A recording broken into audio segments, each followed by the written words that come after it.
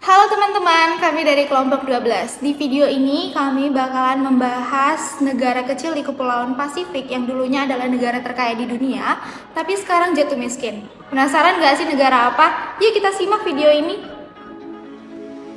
Nauru adalah negara pulau terkecil di dunia yang terletak di kawasan Mikronesia, Samudra Pasifik dengan luas hanya sekitar 21 km persegi dan jumlah penduduknya sekitar 10-12 ribu jiwa. Negara ini unik karena tidak memiliki ibu kota resmi meskipun pusat pemerintahannya berada di distrik Yaren.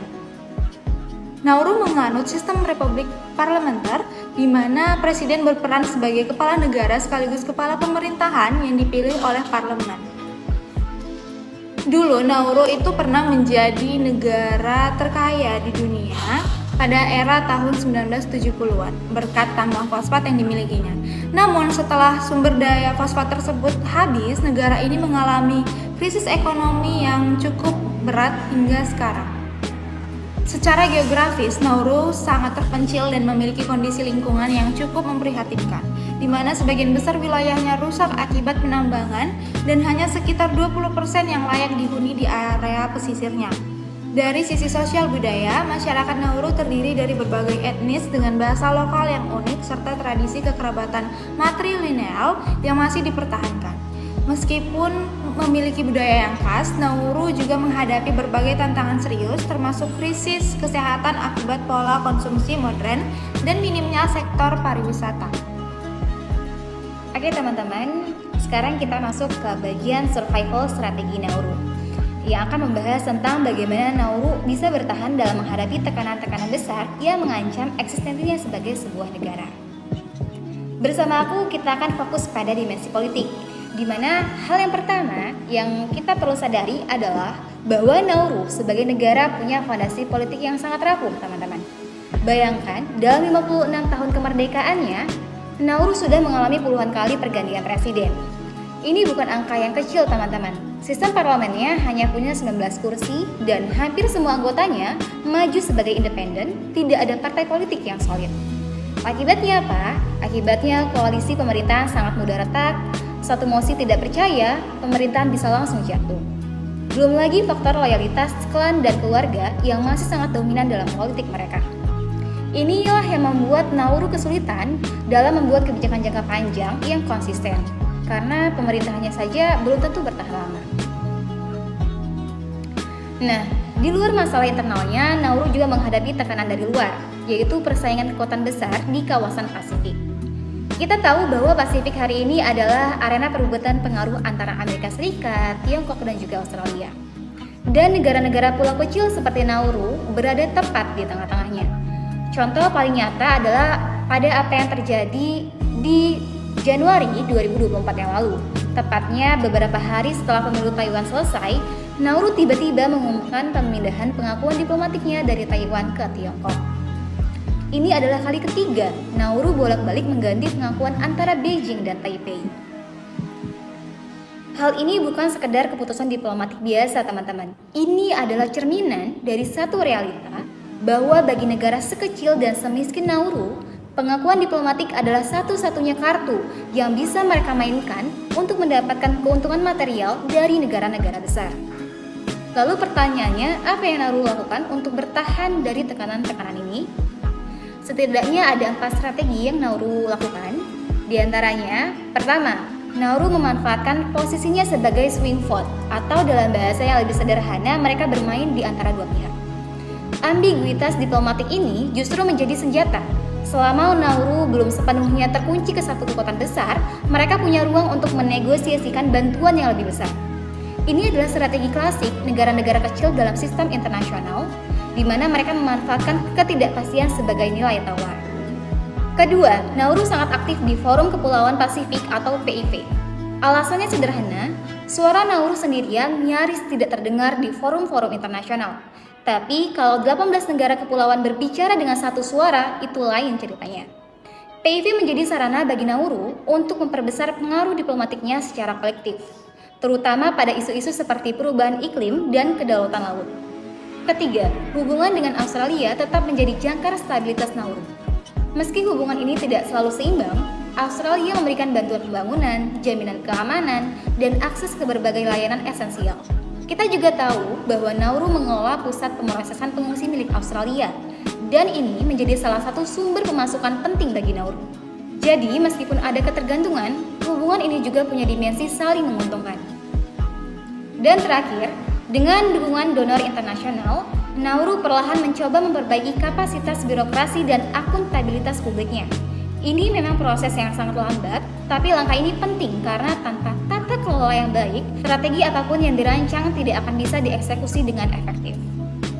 Jadi, kalau kita simpulkan, Nauru menghadapi paradoks yang menarik secara akademik. Mereka adalah negara yang lemah secara struktural, tapi justru menggunakan kelemahan tersebut sebagai instrumen diplomatik.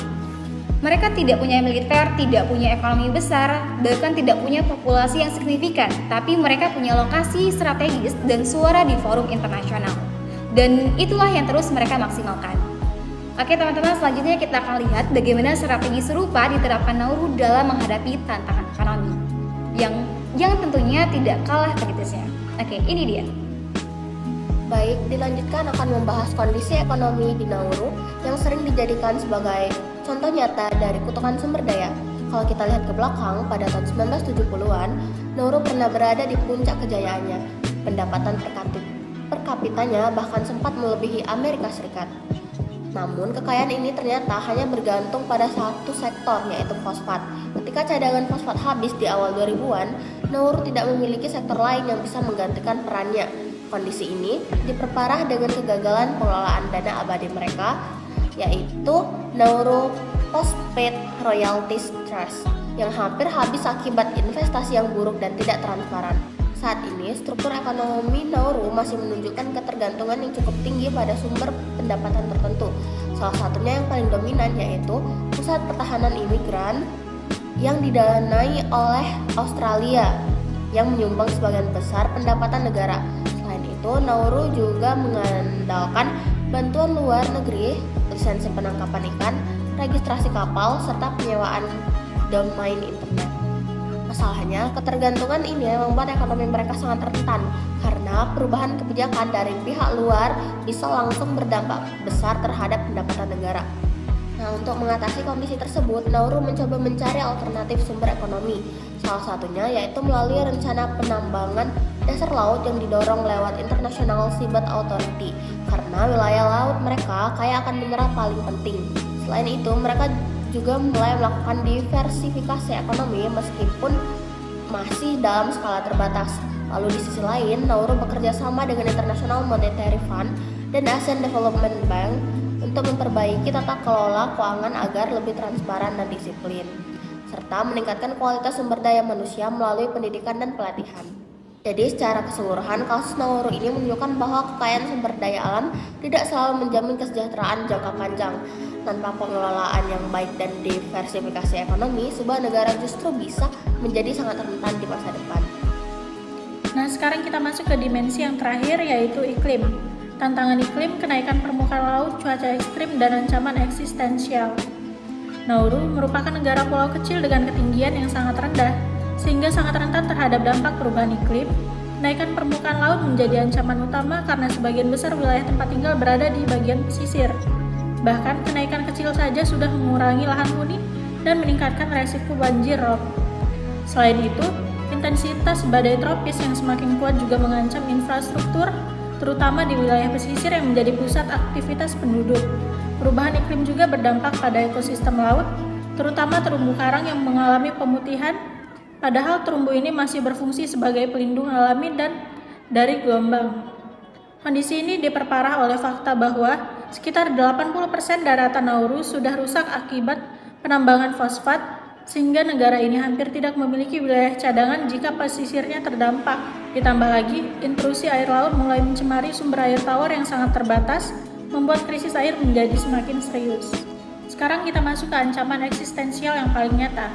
Melihat kondisi tersebut, kita bisa memahami bahwa perubahan iklim bukan lagi sekedar ancaman biasa. Bahkan bagi Nauru, dampaknya sudah sampai pada tingkat yang mengancam keberadaan negara itu sendiri. Perubahan iklim merupakan ancaman paling nyata bagi keberlangsungan Nauru sebagai sebuah negara. Dengan ketinggian rata-rata yang rendah, Nauru sangat rentan terhadap kenaikan permukaan laut yang diprediksi akan terus meningkat hingga akhir abad ini. Jika permukaan laut naik secara signifikan, sebagian besar wilayah pesisir bisa terendam sehingga mengurangi area tempat tinggal dan memaksa penduduk menghadapi resiko kehilangan tempat tinggal. Dalam jangka panjang, kondisi ini bahkan bisa mengancam keberadaan fisik negara itu sendiri, menjadikan perubahan iklim bukan hanya isu lingkungan tetapi juga isu kedaulatan dan eksistensi negara. Kemudian dampak perubahan iklim yang sudah dirasakan. Ancaman ini juga bukan hanya bersifat jangka panjang atau prediksi saja. Dalam kenyataannya, berbagai dampak perubahan iklim sudah mulai dirasakan secara langsung oleh masyarakat Nauru. Dampak perubahan iklim di Nauru sudah terasa secara langsung dalam kehidupan sehari-hari masyarakat.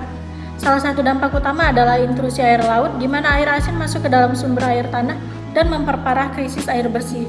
Selain itu, erosi pantai semakin mempersempit daratan dan mengancam permukiman warga. Kerusakan terumbu karang akibat pemanasan suhu laut juga mengurangi perlindungan alami terhadap gelombang, sehingga meningkatkan resiko banjir dan kerusakan pesisir. Perubahan pola curah hujan yang tidak menentu juga bisa membuat masyarakat kesulitan mengandalkan air hujan sebagai sumber utama, sehingga resiko kekeringan menjadi lebih tinggi. Semua dampak ini menunjukkan bahwa perubahan iklim bukan ancaman masa depan, tetapi sudah terjadi saat ini. Yang terakhir, tantangan iklim. Dengan berbagai dampak yang sudah terjadi tersebut, Nauru tentu tidak bisa hanya bergantung pada waktu. Oleh karena itu, negara ini mulai menyusun dan menjalankan berbagai strategi untuk bisa bertahan. Salah satunya adalah melalui diplomasi iklim internasional dengan aktif dalam aliansi negara-negara pulau kecil atau AOSIS, guna menekan negara-negara besar agar menurunkan emisi dan memberikan kompensasi atas kerugian yang dialami. Di sisi hukum internasional, Nauru juga memperjuangkan agar wilayah lautnya, ZEE atau zona ekonomi eksklusif, tetap diakui meskipun daratan berisiko tenggelam sebagai upaya menjaga kedaulatan negara. Dalam aspek domestik, Nauru mulai melakukan adaptasi fisik seperti pembangunan tanggul pantai dan peningkatan sistem desalinasi untuk memastikan ketersediaan air bersih. Kapasitas produksi air juga terus ditingkatkan untuk mengatasi resiko kontaminasi air tawar. Sebagai langkah terakhir, Nauru bahkan mempertimbangkan opsi relokasi ke negara lain jika kondisi sudah tidak memungkinkan untuk dihuni. Meskipun hal ini menimbulkan tantangan besar terkait identitas nasional dan kedaulatan. Sidang Mahkamah Internasional pada hari ini saya nyatakan dibuka. Perkara yang akan diperiksa adalah sengketa antara Nauru dan Australia terkait kerusakan lingkungan akibat eksploitasi fosfat di wilayah Nauru pada masa lalu. Mahkamah akan menilai perkara ini berdasarkan prinsip hukum internasional, yaitu tanggung jawab negara, kewajiban untuk tidak menimbulkan kerusakan lingkungan, serta kewajiban memberikan ganti rugi yang adil. Baiklah, langsung saja kami persilakan kepada perwakilan Nauru untuk menyampaikan pernyataan awal. Terima kasih Yang Mulia. Negara kami telah mengalami kerusakan lingkungan yang sangat parah akibat eksploitasi fosfat yang dilakukan secara besar-besaran pada masa pengelolaan oleh Australia. Sebagian besar tanah kami kini tidak dapat digunakan dan ini berdampak langsung pada kehidupan masyarakat kami hingga saat ini. Kami menilai bahwa tindakan tersebut melanggar prinsip hukum internasional yang melarang suatu negara menyebabkan kerusakan serius terhadap wilayah negara lain. Oleh karena itu, kami menuntut agar Australia bertanggung jawab secara penuh, tidak hanya melalui kompensasi finansial tetapi juga melalui pemulihan lingkungan yang nyata. Baik, terima kasih. Selanjutnya kami persilakan perwakilan Australia untuk menyampaikan tanggapannya. Baik, terima kasih Yang Mulia. Australia mengakui bahwa eksploitasi fosfat memang terjadi pada masa lalu. Namun, kegiatan tersebut dilakukan dengan sesuai sistem hukum dan administrasi yang berlaku pada saat itu. Selain itu, sengketa ini telah diselesaikan melalui kesepakatan damai antara kedua negara, di mana Australia telah memberikan kompensasi sebagai bentuk tanggung jawab. Kewajiban hukum kami telah dipenuhi dan prinsip kepastian hukum dalam hubungan internasional harus dihormati. Baik, perwakilan Nauru, apakah ada tanggapan atas pernyataan tersebut? Yang Mulia, kami tidak menolak bahwa telah ada kompensasi. Namun, kompensasi tersebut tidak sebanding dengan kerusakan yang kami alami. Kerusakan ini bersifat permanen dan mempengaruhi generasi kami hingga saat ini. Dalam hukum internasional, ganti rugi seharusnya mampu memulihkan kondisi yang rusak, bukan sekedar menyelesaikan masalah secara formal. Oleh karena itu, kami tetap menuntut tanggung jawab yang lebih adil. Baik, kami persilakan kepada aktivis lingkungan untuk menyampaikan pandangannya. Baik, terima kasih Yang Mulia. Kasus ini menunjukkan adanya ketimpangan antara negara besar dan negara kecil dalam sistem internasional. Kerusakan lingkungan yang terjadi di Nauru tidak hanya berdampak pada saat ini, tetapi juga akan dirasakan oleh generasi yang akan mendatang. Dalam perkembangan hukum internasional modern, terdapat prinsip keadilan lingkungan yang menekankan bahwa kerusakan harus dipulihkan secara nyata. Oleh karena itu, kami menilai bahwa kompensasi saja tidak cukup tanpa adanya upaya pemulihan lingkungan yang serius. Baik, terima kasih. Perwakilan Australia, apakah ada tanggapan akhir terkait hal tersebut? Yang Mulia, kami tetap pada posisi bahwa Australia telah memenuhi kewajibannya sesuai hukum internasional. Namun demikian, kami tetap terbuka untuk bekerja sama lebih lanjut dengan Nauru, selama tetap berada dalam kerangka hukum dan juga kesepakatan bersama. Baiklah, setelah mempertimbangkan seluruh argumen yang disampaikan, Mahkamah memutuskan sebagai berikut. Di antaranya, Australia dinyatakan memiliki tanggung jawab internasional atas kerusakan lingkungan yang terjadi di Nauru akibat eksploitasi fosfat. Mahkamah menilai bahwa kompensasi yang telah diberikan sebelumnya belum sepenuhnya memenuhi prinsip keadilan, karena kerusakan yang terjadi bersifat luas dan jangka panjang.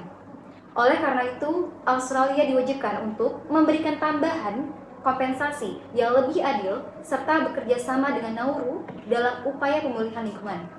Mahkamah juga menegaskan bahwa setiap negara memiliki kewajiban untuk tidak menimbulkan kerusakan lingkungan yang merugikan negara lain. Dengan demikian, perkara dinyatakan selesai. Sidang ditutup.